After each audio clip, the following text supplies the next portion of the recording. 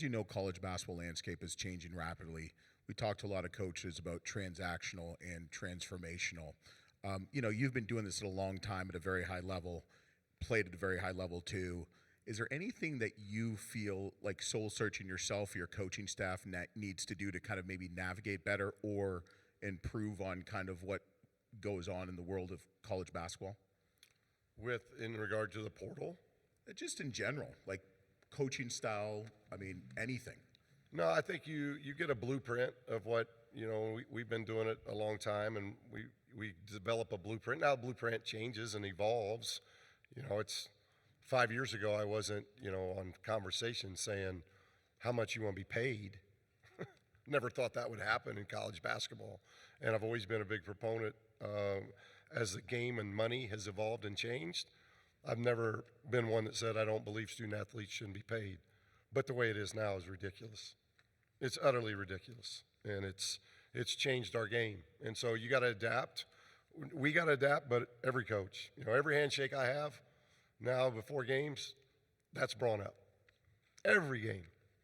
Me and the opposing coach are going to talk about portal issues. And, where's academics at?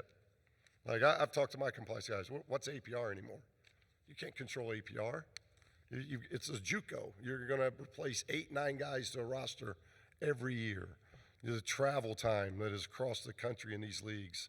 It makes no sense for that to be our model, but that is our model. So more than us, do we have to evolve as coaches? Yeah, we got to evolve of how now we recruit. Like, it used to be, hey, what's my degree going to look like? What's your facilities look like? What's your relationship with the team look like? Are you there for all practices? Are you a coach that dives into relationships and you're going to care for my child? You might as well throw all that stuff out because the only question they're concerned about is what they're getting paid in the portal. And to me, that's a terrible model for an 18-year-old because, truth be told then, a lot of 18 and 19-year-olds are raising family members now, and that's not what you go off to college for. That's just not. And so that's frustrating because I don't like our model at all. I don't know how that's going to change now that the genie's out of the bottle, but you asked me a pertinent question, and I don't like the model that we currently have because it's not name, image, and likeness. That's not what it is. There's not that many college players that have that eval as a name, image, and likeness. Most of them are getting what they're getting before they ever produce. And that's not what you should have to produce, then you receive. It's a bad lesson. And we shouldn't be sending kids off to college academically or in our profession to teach them bad models for when they're 25 and 26. Like I got 5 players now. NIL's done in 2 months.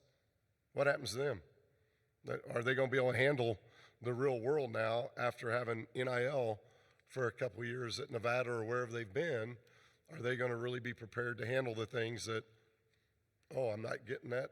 I'm not getting that money. I have to go earn that money. We're not really teaching them that. And I think that's something that people way above me have to really look at because the NCAA and collegiate athletics should be about teaching life lessons, period, through athletics.